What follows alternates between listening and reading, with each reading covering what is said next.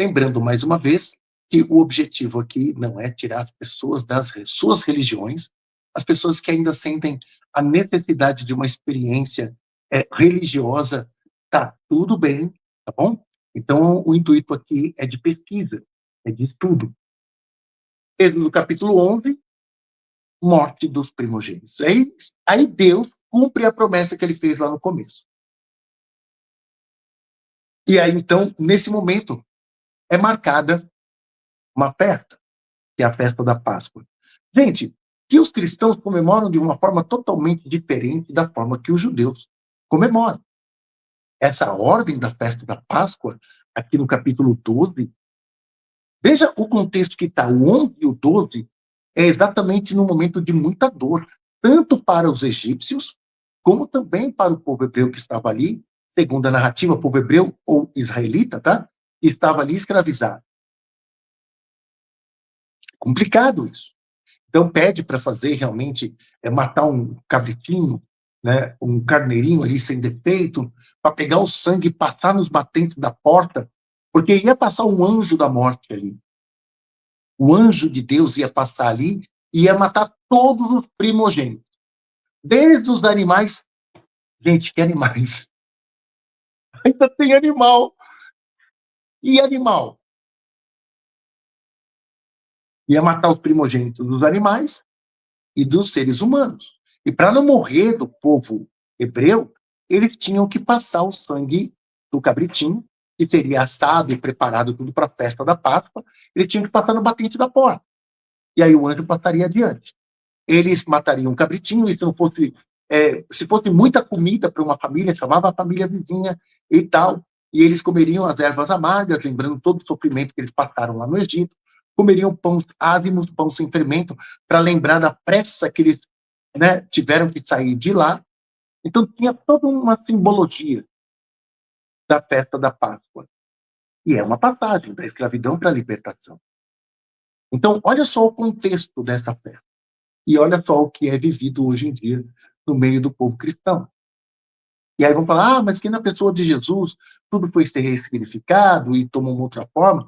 Gente, isso aí é tudo um enxerto que a igreja fez, né, com Constantino e no decorrer dos tempos, para fazer valer esse Antigo e Novo Testamento.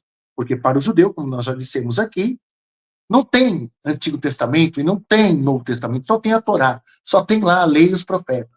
Não tem essa união do Antigo e o Novo. Só é a lei e os profetas, e pronto. E Deus não é trino, Deus é um só, e pronto.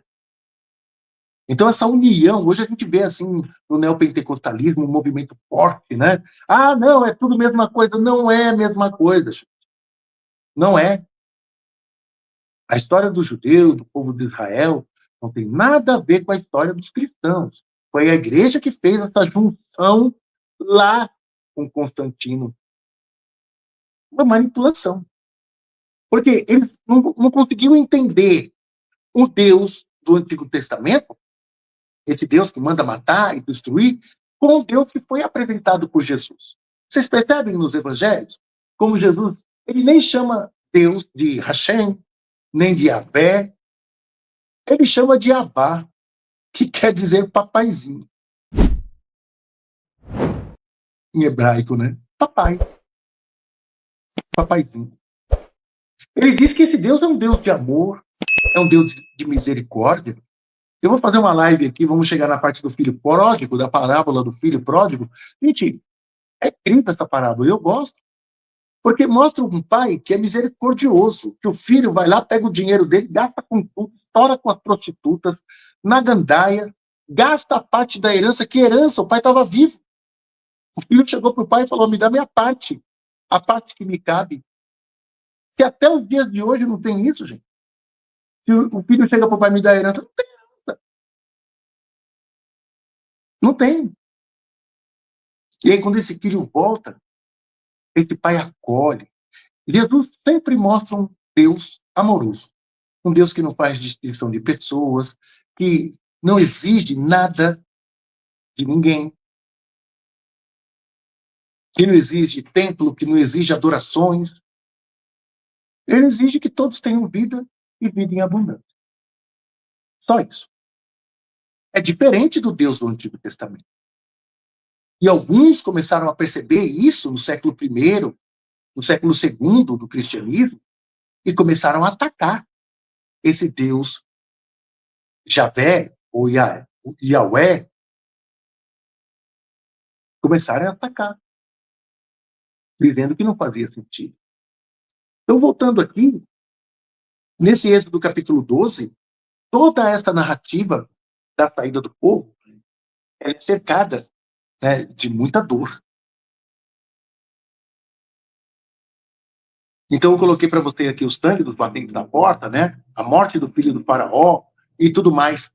E a pressão foi tão grande que conta no livro do Êxodo, nesse capítulo 12, que eles pressionaram tanto os egípcios e obrigaram os egípcios a darem os seus ouros, né, suas pratas, tudo para eles. E eles saíram de lá com tudo que eles tinham. É interessante, né, gente? Como que um povo escravizado tem coisas? Porque eles tinham, segundo a narrativa, a saída deles lá, né?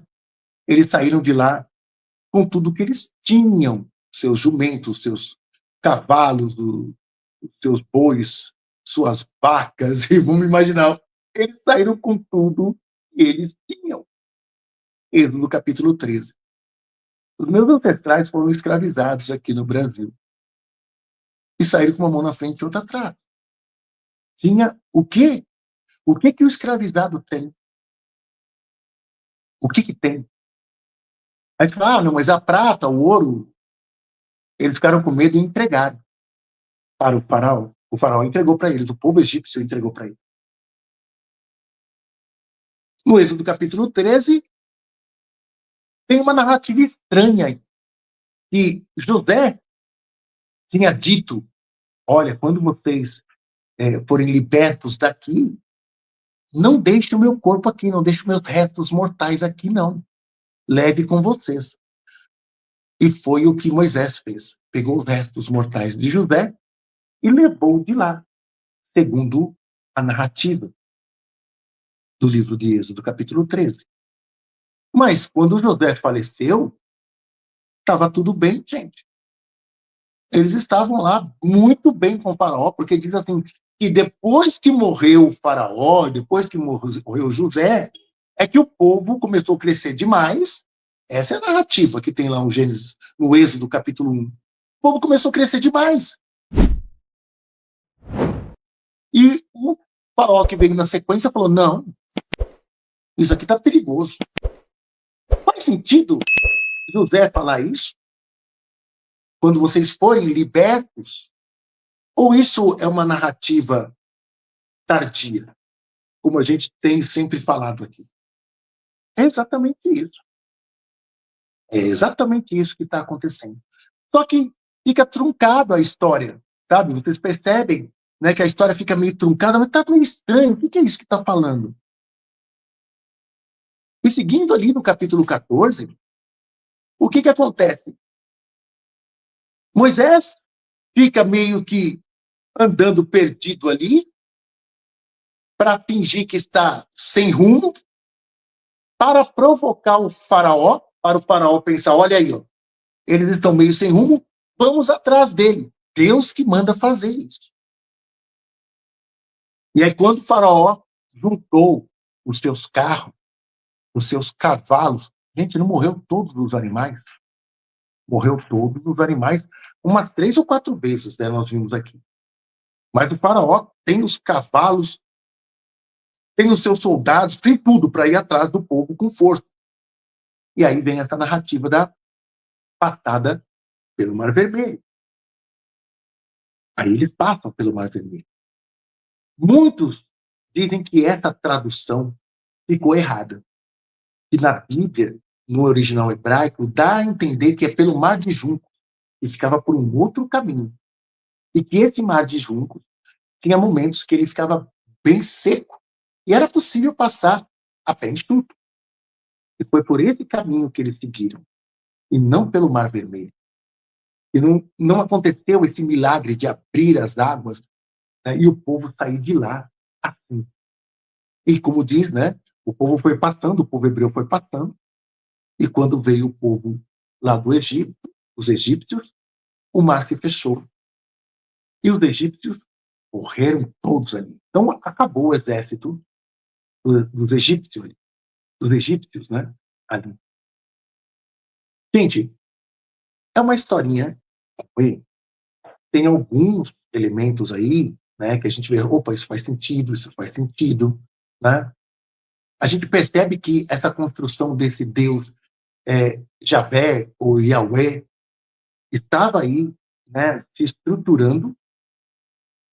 Então a gente não precisa dizer que é uma narrativa do tempo dos, da saída do cativeiro da Babilônia.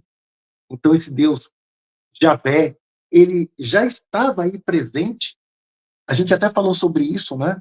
Numa live passada, que tem alguns que acreditam que ele estava até lá no Egito, outros que dizem que ele estava ali, né, entre os árabes, no Edom, onde ele se manifesta ali, Edom, Sinai. Ele era um deus daquele povo ali, onde Moisés se estabeleceu, né, com seu sogro Jetro e a sua família, né? Então, diz que alguns historiadores, Moisés acabou conhecendo esse Deus, né, esse Javé. Então, ele acaba defendendo, né, sendo o primeiro javista, vamos dizer assim. Mas lembrando que essa narrativa é uma narrativa construída pelo o templo, que está ali o sacerdote, e a realeza, Judá. É Judá que está construindo essa narrativa, certo?